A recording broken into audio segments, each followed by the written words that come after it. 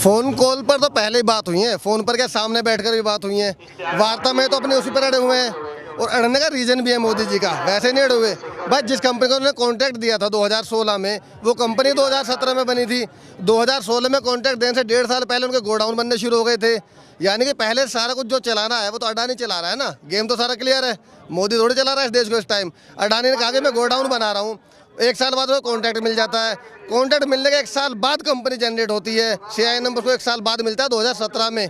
अगर इतना कुछ करवा चुका है मोदी पहले ही, तो उसके पास वापस जाने का रास्ता बचता नहीं है। वहाँ पर फंस गया, अब यहाँ पर आगे आया, उसने ये कानून बनाकर पास कर दिए। उसे लगा जैसे अब तक सब कुछ करता है, आया नोटबंदी कर दी, GST ले आया, सब कुछ कर दिया, ऐसे किसानों को बहका देगा। लेकिन ये दाव उस पर इस बार उल्टा पड़ गया, क्योंकि किसान जो है हर मसला उसने जाति धर्म में बांट कर निकाल लिया। यहाँ पर किसानों को सारे जाति धर्म के एक हो गए हैं, तो इस बार उसके पार नहीं पा रही है। ये मसला है कि वार्ता तो हो रही है, वो पीछे जा नहीं पा रहा है, इधर हमारे नहीं दे रहे हैं। बार बार पूछ रहे हैं कि आप लोग फोन क्यों नहीं कर रहे हैं, जिससे बातचीत नंबर दिया इलेक्ट्रॉनिक मीडिया ने, एक बार पब्लिश कर देना नंबर, बात कर लेंगे किसान। वो तो गाते हैं उसके, इलेक्ट्रॉनिक मीडिया ने कभी ये नहीं दिखाया कि उन्होंने जब गोलियां चलाई थी किसानों के ऊपर, जब आंसू के थे गोले दागे थे शुरुआत में ही, जब इन्होंने गड्ढे खोद दिए थे, लाठियां बजाई थी, इनको अफगानिस्तानी कहा, पाकिस्तानी कहा, खालिस्तानी कहा, उन्होंने वो चीज़ें दिखाई हैं सिर्फ। लेकिन जो अत्याचार होता है वो नहीं दिखाते। 170 से ज़्यादा मौतें हो गई हैं, इन्होंने वो नहीं दिखाई है। दलाल मीडिया है, उसकी तो बात ही मत कीजिए। आप जैसे लोग, आप जैसे मीडिया जो बात भी पहुँच रही है भैया। एक चीज़ ये भी है कि अभी 2-3 दिन पहले ही बजट के लिए कह रहे हैं कि बहुत बड़ी सौगात लेकर के आए हैं बजट बता रहे हैं कि किसानों के लिए ना। हाँ, बजट का मैंने निकाल रखा है। इसमें देखो इन्होंने एयरपोर्ट बेचने की बात कर दी है, सड़कें बिकेंगी, बिजली ट्रांसमिशन लाइन बिकेगी, रेलवे का डेडिकेटेड फ्रेट कॉरिडोर का हिस्सा बिकेगा, वेयर हाउस बिकेंगे, गेल इंडिया बिकेगा, इंडियन ऑयल बिकेगा, 2 बैंक बिकेंगे, LIC बिकेगा। यार ब्रह्मांड में से बचा क्या जो नहीं बेचा इन्होंने? कोई भी एक चीज़ पर हाथ रख दीजिए, वो बेच चुके हैं। अब उसमें भी बहकावा दे रहे हैं। इन्होंने किसान को ये भी कहा था कि हम दुगुनियाई कर देंगे। भाई दुगुनियाई हुई इनकी। GST भी 28% ली जा रही है, जो लग्जरी पर लगती है। बेवकूफ़ बनाने का काम कर रही है सरकार, से ज़्यादा कुछ नहीं कर रही है। कुछ है भी नहीं इनके पास देने के लिए। अगर देने के पास कुछ है तो वो झूठे जुमले और बकवासबाजी, और कुछ नहीं इसके अलावा इनके पास में। बार बार ये कह रहे हैं कि हमारे दिल में जो है, मोदी जी कह रहे हैं मेरे दिल में जो है किसान बचता है, उनका काम बचता है। कैसे बचता है भाई? ऐसे सड़कों पर जो मौतें हो रही है, ऐसे बचता है गाँव?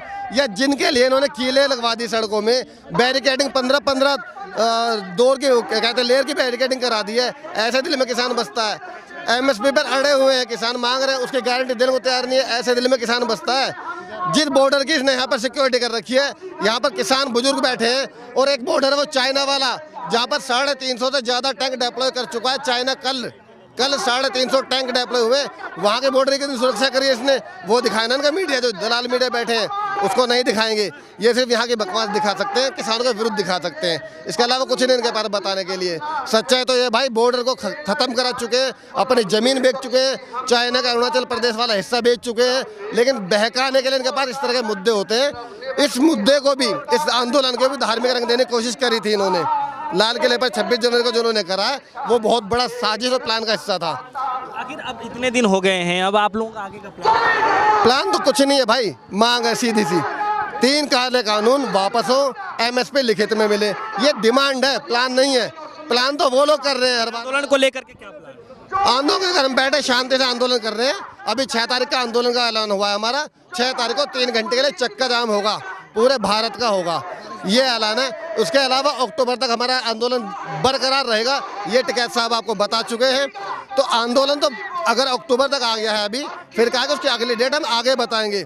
यानी कि आंदोलन में कोई परिवर्तन नहीं आएगा, वो जैसा है बिल्कुल वैसा चलेगा भाई। अच्छा, तो फिलहाल बजट से कुछ बेनिफिट नहीं मिल रहा? बजट तो पहले 6 साल की अगर मैं बात कर लूँ, पिछले 6 साल की, तो देश को जितना गड्ढे में ले जा सकते थे ना, उससे ज़्यादा लेकर गए हैं। जितनी कोशिश कर सकते थे उससे ज़्यादा गड्ढे में देश है। अभी सिर्फ मीडिया जिसका आप नाम ले रहे थे, उन्होंने ढका हुआ है। जिस दिन वो मीडिया अपनी वास्तविकता आप आ गई तो पता चलेगा कि देश गर्त में जा चुका है, खत्म हो चुका है, बिक चुका है। कुछ नहीं है देश के पास अपना इस टाइम देने के लिए। भाई रिजर्व बैंक का इमरजेंसी फंड तक ये खा गए, सेना का बजट भी इनके पास में नहीं है। वो डिफेंस मिनिस्टर से कल बजट के बारे में पूछा तो वो साहब कह रहे कि मैं पहले बात करूंगा तब बताऊंगा। डिफेंस मिनिस्टर पहले पूछेगा कि बताना क्या है। ये तो बजट के हालात हैं।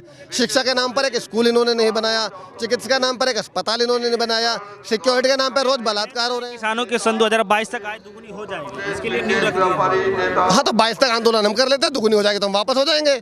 हम कहीं जा थोड़े रहे हैं भाई, कोई विद्रोह भी नहीं कर रहे हैं, आराम से बैठा आंदोलन कर रहे हैं। 22 को अगर दुगनी हो जाती है तो आराम से आंदोलन खत्म हो जाएगा। दुगनी होगी कैसे? MSP देंगे तभी दुगनी होगी ना भाई, किसानों को कुछ राइट्स देंगे तभी दुगनी होगी ना। या अगर मेरे ऊपर एक ठेकेदार बैठा दे जो मेरा भविष्य तय करेगा, उससे मेरी आय दुगनी हो जाएगी। सीधी सी बात है, अगर पूरे देश का अनाज मेरे हाथ में आ जाए, मैं उसको महंगा बेचूंगा, सस्ता बेचूंगा। यार एक नमक है जिसकी दुनिया में कोई कमी नहीं है, अब वो भी पैकेट में आता है तो 20 रुपये किलो हो गया है। नमक भी 20 रुपये किलो, जिसकी दुनिया में कोई कमी नहीं है। ये तो अनाज की बात आ रही है, इनके हाथ में आता है, लूट मचा देंगे भाई, ये बर्बाद कर देंगे इस देश को। और मोदी की नीति देश हित में नहीं है, व्यापार हित में है। इन 3-4 पूंजीपतियों के लिए मोदी जी पूरा काम कर रहे हैं और इसी से देश बर्बाद हो रहा है, देश खत्म होने के कारण।